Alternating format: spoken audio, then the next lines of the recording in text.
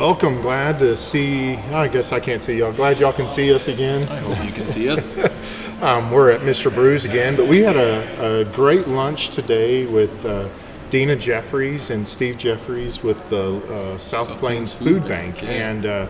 And what a great organization. They gave a nice dinner presentation about all the people who are helped through South Plains Food Bank, and just something I learned that I didn't know is that not Lubbock, it's the South Plains Food Bank. 20 counties, did they say that they serve? I mean, that's a ton of area they're covering. They told stories about distribution centers and Visa, Hale Center, and Sundown, and all over the place. So, great work, Dina, and great work, South Plains Food Bank. And it's an organization we want to continue to grow our participation with. So be on the lookout for more things with Hope and the South Plains Food Bank in the future, definitely.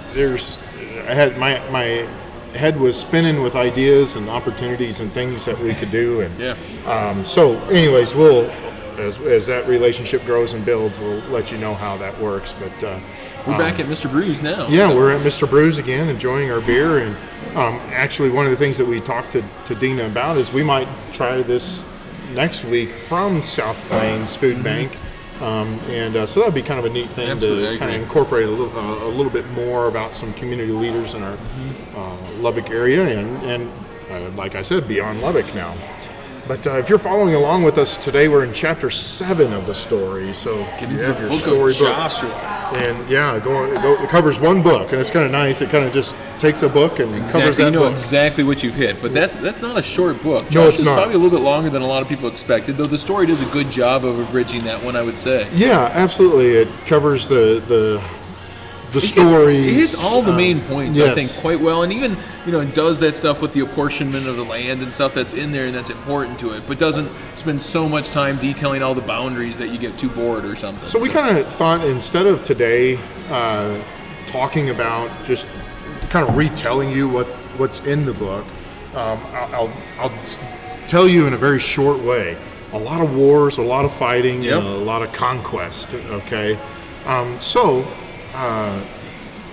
with all of that, it raises a lot of questions. The main big story that I would say is the most important one for us to think about is Joshua and the Battle of Jericho. Yeah, right? Of course. That's the famous Sunday school one, and there's a reason it's famous. Right. So maybe we can share a little bit of that, but we know that the two spies go in, and who do they stay with when they're in there? They stay with Rahab, and it's interesting. I mean, they make it very clear that she is, she's a woman of ill repute, if you will. She's a prostitute. And it really kind of fits the culture of that place.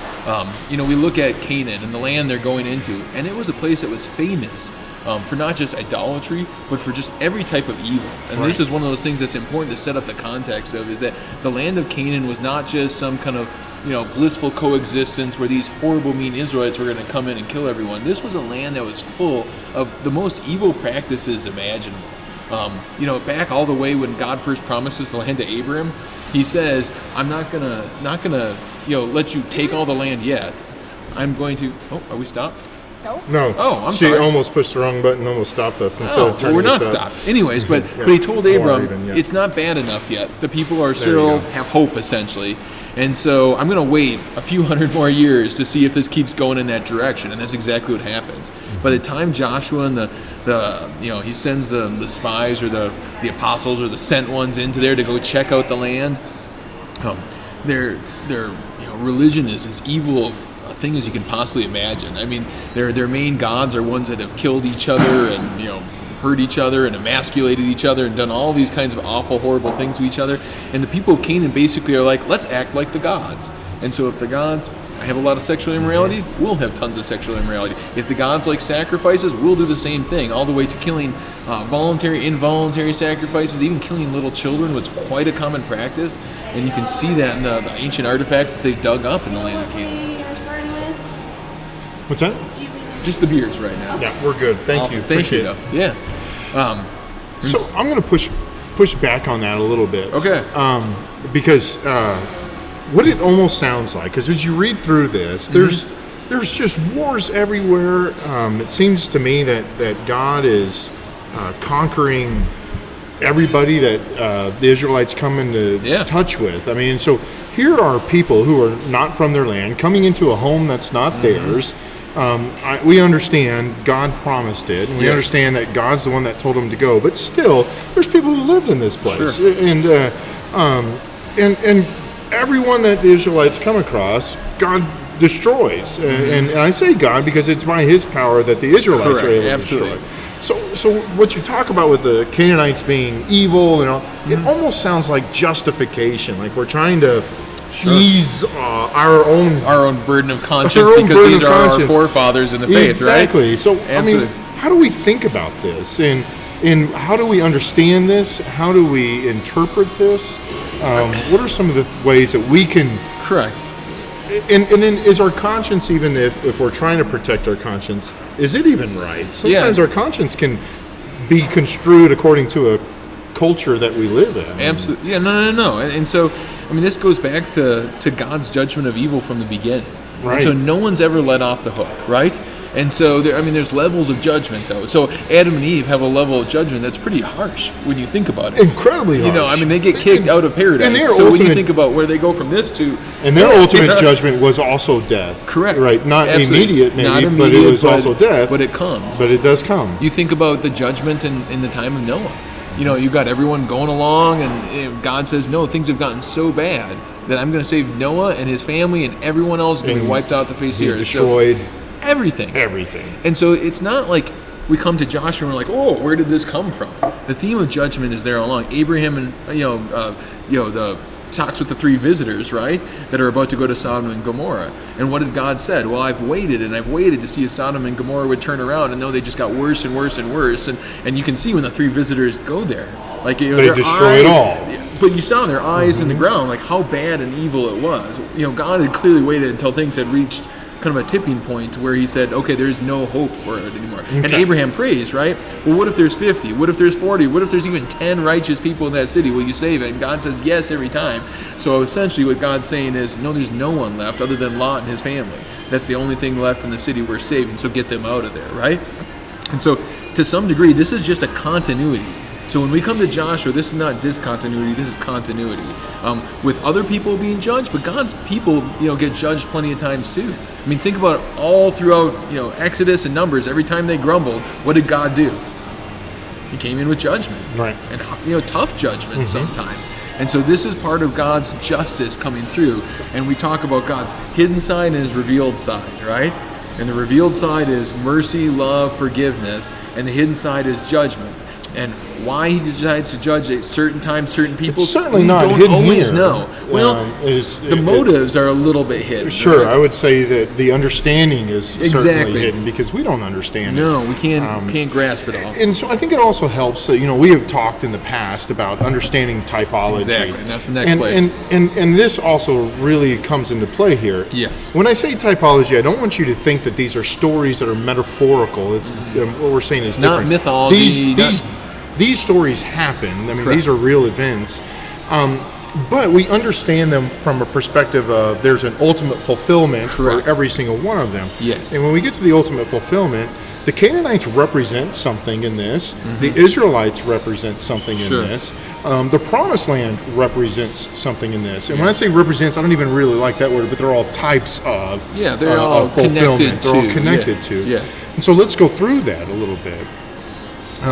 Because one of the questions, and I'm going to tell you right now, lots of denominations draw lines on some of these terms that we're going to talk about, or some of these understandings that we're going to talk about right now. And I'm going to tell you the historical and as well as the, we would say, the Lutheran understanding of some of these typologies. But first and foremost, when we talk about Israel, and we say, who is Israel? Israel is a typology. Eventually, you'll see in the New Testament that they'll talk about the salvation of Israel, and then when we talk about also salvation in Revelation, we'll talk about Israel. Correct.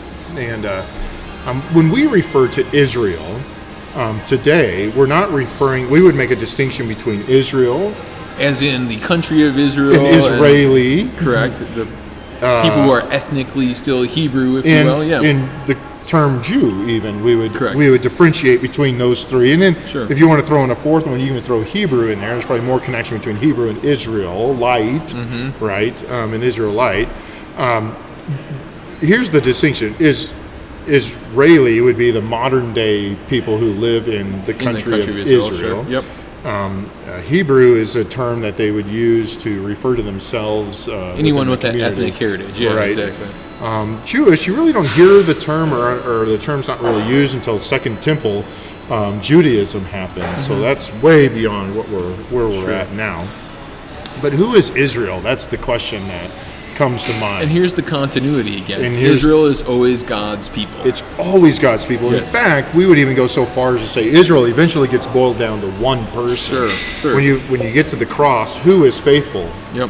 There's really no one. You have Jesus, right? It's the ones who trust and follow God. And then from there, so Israel eventually kind of funnels all the way down to Jesus, and then from there, Israel comes from Jesus and opens up into a whole, all the people who are part of Jesus, right? It's so because I'm going to even and they could be Jewish, they could be non-Jewish, and that's the same thing in the Old Testament. Because when you say Jewish, you're not speaking to a doctrine of faith; you're speaking to a culture or an ethnicity, correct? Genetics, essentially, yes. And I make that distinction because when you say people who fear God or people who are part of God's kingdom, when you say, a common rhetoric that people would say nowadays is, Abraham, Jesus, and Muhammad, we're all children of Abraham, right? Yeah. We're all children of the Father. Yeah. No. So we would go so far as to say Jesus is Israel and all those connected to him. Correct. He is the kingdom. When Jesus entered the world, he said, behold, the kingdom of God is here with me. It has come with me. So, who is Israel that a promised land has been given to? God's people, who today, in the fulfillment of this understanding, is found in those connected to Jesus. Yep. So I don't want to say Christians because it's such a label, but I'll just leave it at that. Those who are connected to the death and resurrection of Jesus Christ.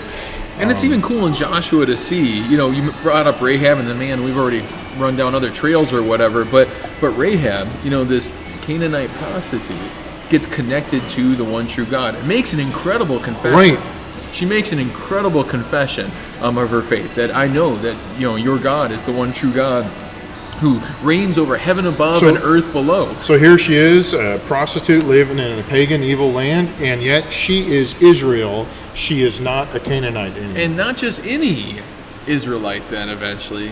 She's also a descendant, or she's the lineage of correct, Jesus. The lineage of Jesus comes right through her. She's you in can the read that in genealogy. Matthew. Exactly. Yes. So, that's one of the cool things. So who is Israel? It has nothing to do with blood. And that's what Jesus says. He says, don't claim to have Abraham as your father. I can turn these rocks these stones into the children of Abraham. Yep. And so it has nothing to do with bloodline. It has everything to do with connection to the promise, the covenant, ultimately fulfilled in Jesus. Yes. So that's who Israel is. The land. There you go. The land is the promise that Jesus gives ultimately for us. That's the typology. So for in the Old Testament, the land represents the promise of God gives. Yeah. And it's him showing promise fulfilled. And promise fulfilled. For us, that promise is all seen again. It's Jesus is the fulfillment of all of this. So everything funnels then through Jesus, and so the land for us is the salvation, the promise that Jesus gives to us on the cross. It's the kingdom continuing to grow and grow. Right. And what's cool is it's not just tied to one geographic place then anymore. So, it's like, where's the land now? I mean, it's all over the world. Everywhere. Anytime as Christians are gathered together, they are in the land because they have his fulfillment of the land with them, is found every Sunday when we gather. Absolutely. And everywhere else. And that's where the kingdom is that, you got to go to the Gibbs, right? The verbal noun right there. Yeah, the reign of God. The reign of God, right. As opposed to kingdom makes us think of a place where our old, our professor back in seminary they were just referring to, Dr. Gibbs, would always say, no, don't translate it as the kingdom of God. Translate it as the reign of God because it's a verb. And authority of God. So wherever God is present with his people doing his stuff, right? That's the kingdom.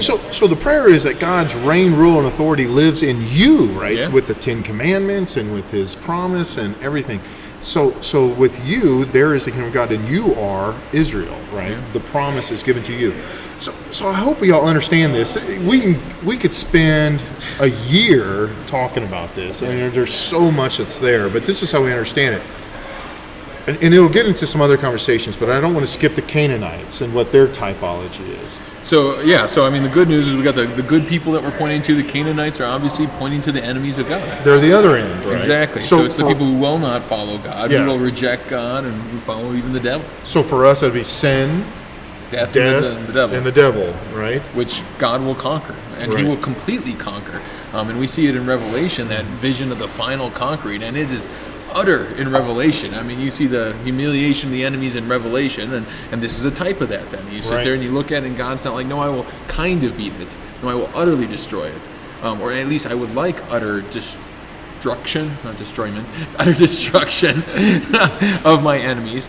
Now, what's interesting is the Israelites don't always do that perfectly. No. You get to the end of Joshua and you notice that they're like, oh, we're going to leave these people here, and that's that's really a type of the way we act too. Right. We're supposed to utterly destroy sin, death, and the devil around us, and sometimes we're a little comfortable with some sin in that corner of my Sometimes life. We're a little yeah. comfortable with this part of Yeah. culture, right? And so we're like, yeah, that's all good. Right. So okay, perfect. Let's keep pushing a little Okay. bit, okay? Because you mentioned the land, it's not a geographical place. Mm-hmm. Again, there's Christian denominations where there's lines are drawn over this issue. Yeah. So we've explained it. The land for it, we do not understand as a so this Gaza Strip, the little piece of land, the in Israel, God has done special things there. We sure, don't want to diminish historical value is correct. incredible. And we don't even want to diminish the spiritual value of Israel. Okay, so don't get us going wrong in that way either. Okay, because sometimes we can take it so far that we like. What do you mean by diminish that? Yeah, tell me that. What spiritual value is there in I Israel? mean, God has done incredible things, and He Okay. continues to be a God of places wherever He puts those places. So Okay. I think there's still value to saying, oh, wow, yeah, you go on a tour to Israel or something Yeah, like that, the there's- Holy Land, and be like, oh my goodness, look at what God has done in this place. Certainly, Sure, this sure. is a But I look at that special as place. historical. Yeah, but Sure. I mean, but okay. I I've think never been to Israel, history so I continues to teach us, I Sure, would say. sure. Okay? Okay, I would definitely agree there.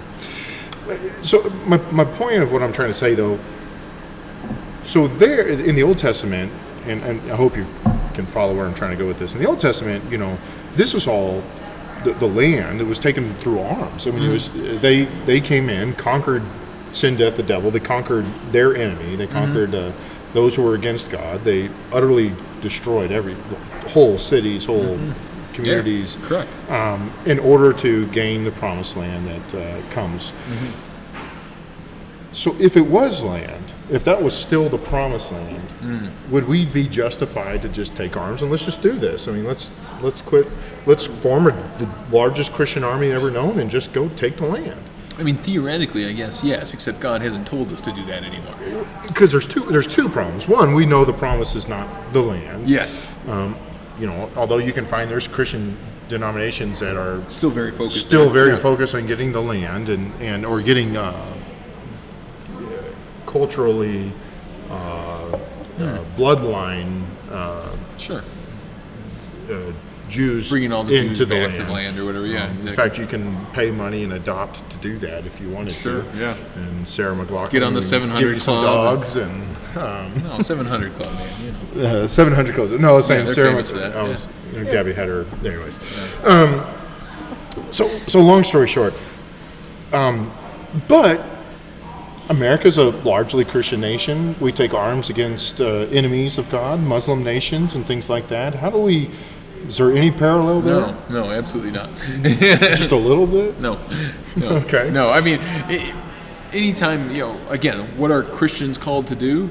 Christians are called to, do everything that Jesus has told us to. It's not jihad or something like that. There's a quote from this, big commentary that, earthly warfare can't bring about God's kingdom of grace, which comes only through the gospel and word and Right. sacrament. So one of the things I love, this is an excursus.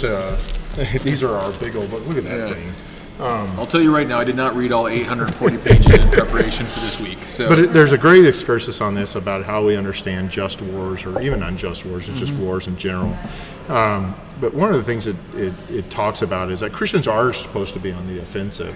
But the offensive that we take, meaning the attack that we give to evil in this world, is now done through the proclamation of the gospel. yeah, word and sacrament. Word and sacrament. And we do not need to go out and defeat evil anymore, because guess what? Jesus has done it all on the cross for us. Yeah. So we don't need to go and kill infidels and things like that. Jesus has done it all. Yeah. There's nothing more we can add to the victory that has been won for us in the cross. We do not convert at the end of the sword anymore. We don't convert at the end of the sword. So this is in Ephesians 6, they reference that, and what a great reference, right? Is the full armor of God, right? The breastplate of righteousness, the sword of the Spirit, and and we understand our warfare in those terms rather than even the Christian crusade. We talked a little bit about the Christian crusade. There's very little good, if anything, that came out of the Christian crusades. Yeah.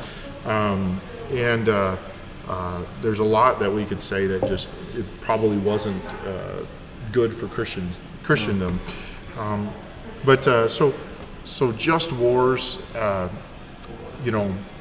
when we think about another thing, a mistake to make that often is made is America is also not Israel. Correct. It is not God's chosen country or something like that. No. But there's people who believe that. They call it a manifest destiny, right? Or the city on a hill concept from early in America or whatever. We wouldn't say that either. We are not the chosen nation of God. There's nothing that has told us that, at least in Scripture and God's revelation. Not about the country. Right. Wherever God's people are gathered, they can be the kingdom. Right. And so much as God's people gathered here at different points and times in our history, something that was real cool. With the nation. With everything going on in Afghanistan right now, I have seen more and more posts and publicity about pray for the Christians that are in Afghanistan. Very true. And there is a church, a large Christian population in Afghanistan, but the kingdom of God is there in Afghanistan with those people as they gather in their fellowship.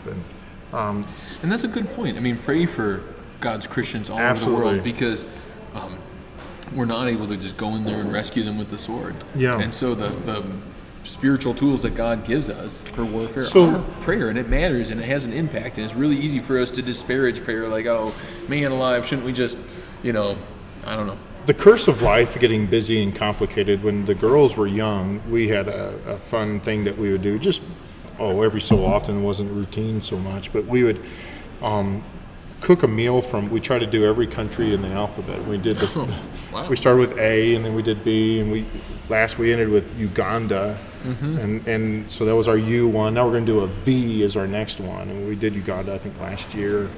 But we would cook a meal from them. Then when we ate, these are cheesy things, but we would play music from their culture, traditional music, as we cooked traditional food from there. But then we would also research and talk, and I would sit down with the girls and talk about what does Christianity and the church look like in those countries. I like that. And it was kind of a fun thing, because my goal was to try to open their eyes to see. There's other publications, one called The Voice of the Martyrs, if you've ever looked into that. It's a wonderful publications that they put out, kind of describing what Christianity looks like in other countries. But I'll tell you this. Persecution really does happen in our world still. People are still killed and martyred because of their faith. That still happens. The Christian church is much larger than this country. It is found everywhere. So God's people are everywhere, and God's kingdom, therefore, extends everywhere. But there's a lot to think about as we kind of think more globally about our faith, and we're here in this context, so it's easy to think in this context. But no, I think that's a cool thing about Joshua. I mean, that hopefully really brings home a lot of the themes for people in terms of the land, in terms of warfare, some of those big things that we see there, and then trust in God. So I love it. All right, well, thank you. We'll get into chapter 8 next week, and hope go to you're the Judges. along. All right, so get ready for Samson. That's kind of a fun, because all of a sudden the dynamics change of how Israel functions they're not the wandering people a nation. Anymore. They're not a wandering people, so they're home in a home, in a permanent place. So very good. Blessings to y'all. Until then. All right. Good stuff.